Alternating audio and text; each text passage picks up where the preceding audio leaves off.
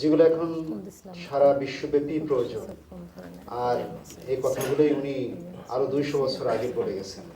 এটাই আমাদের চিন্তা এবং চেতনার ভিতরে মনোনিবেশ করা দরকার। একটু আগে আমরা গল্পে গল্পে অনেক কথা শুনলাম, দুজন প্রবন্ধ উপস্থাপক খুব সাবলীলভাবে বললেন, তার ভিতরে অনেকগুলো তথ্যই এসেছে।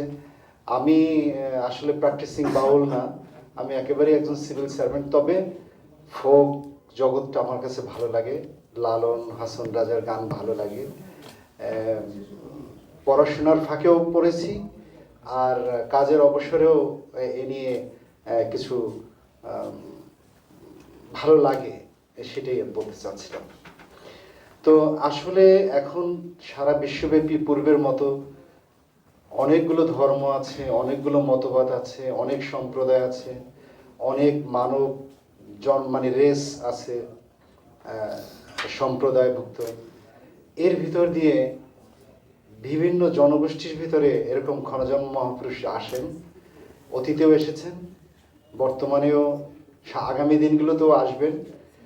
এর ভিতরে আমরা যদি খুঁজতে যাই তাহলে একটা চমৎকার মিল আছে, আর তা হলো তাদের সবার ভিতরেই প্রত্যেকে মানুষ হিসেবে চেনা, মানুষ হিসেবে জানা, যেটা আপনারা সবাই আমাদের এই সমাজের বাউল সমাজের সবাই এটা প্র্যাকটিস করেন। তো আমার কাছে মনে হয় যে আমি এই দিকে আর যাব না, আপনাদেরকে কনভিন্স করা বা এই প্রবন্ধের দিকে যাব না। একজন সাধারণ মানুষ হিসেবে বাউলে যে দর্শন অল্প কিছু মানুষ চর্চা করবে এর মধ্যে সীমাবদ্ধ না রেখে আমরা এটাকে আরও ওপেন করতে পারি, আরও প্রসারিত করতে পারি। যেমন বিজ্ঞানী নিউটন, আমি একটু ভিন্নভাবে বলছি, সরি ফর দ্যাট। বিজ্ঞানী নিউটন উনি আপেল গাছের নিচে বসে নিউটনের তত্ত্ব আবিষ্কার করেছিলেন।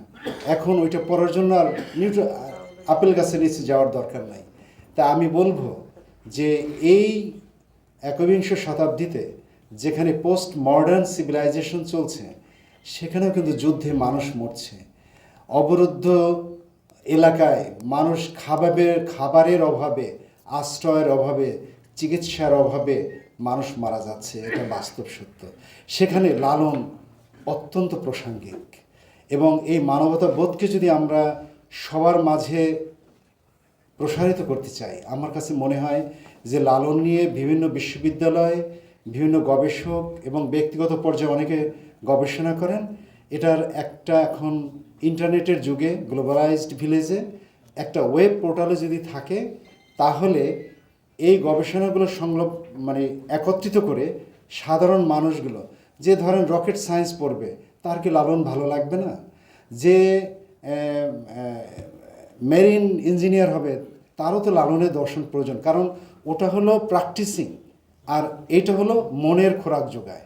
মানুষ অবসরে গান শোনে, দেহতত্ত্বের গান, মরমী গান শোনে, এর পিছনে তো কারণ তো আছে, তার মন চায় ওটা।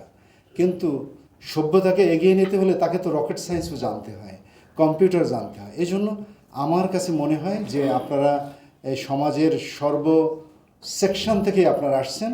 আমার কাছে মনে হয় যে লালনের যত গবেষণা যাতে এক জায়গায় পাওয়া যায়, মানে এটাকে যদি আমরা ওয়েব কাস্টিংয়ে বলি, তাহলে এরকম আসে যে ধরেন যে কোনো একটা শব্দ দিলে সেই অংশটুকু যেন লালনের পার্ট যেটার ম্যাচ করে সেই যেটা আমরা পেতে পারি। আর একটা বিষয় হলো যে অনেকে তো লালন নিয়ে গবেষণা করছেন, একাডেমিক্যালি করছেন, যারা প্রতিষ্ঠানে করছেন, ব্যক্তিগতভাবে গবেষণা করছেন, লেখালেখি করছেন।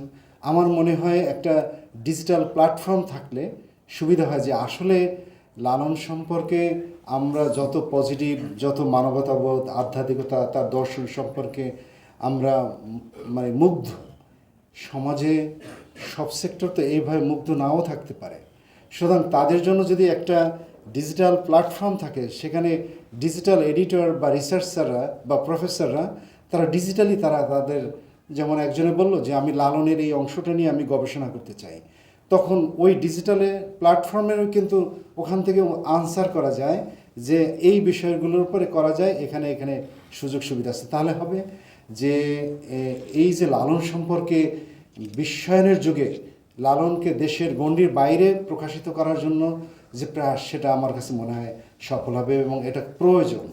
যারা আমরা গবেষণা করি, যারা আমরা এটা ধ্যান করি, যারা বাউল সম্প্রদায়ের মধ্যে অন্তর্ভুক্ত, তারা তো মানে আরও অধিকতর চেষ্টা করব, সেটা একটা বিষয়। কিন্তু রেস্ট অফ দ্য ওয়ার্ল্ড তাদেরকেও তো এই দর্শনের সাথে একাত্ম হওয়া প্রয়োজন। সেই প্রেক্ষিতে আমি এই ছোট্ট কথাগুলো বললাম।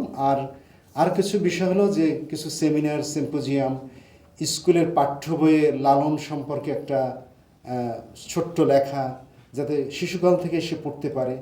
বিশ্ববিদ্যালয়েও এরকম বিষয়গুলো যেন থাকে। ওপেন কালচারাল ফোরামগুলোতে, সাংস্কৃতিক জগতে যেন এরকম মানে লালন সম্পর্কে রচনা লেখা এবং এর সমকালীন প্রসঙ্গে লালন, এই জাতীয় বিষয়গুলো সম্পর্কে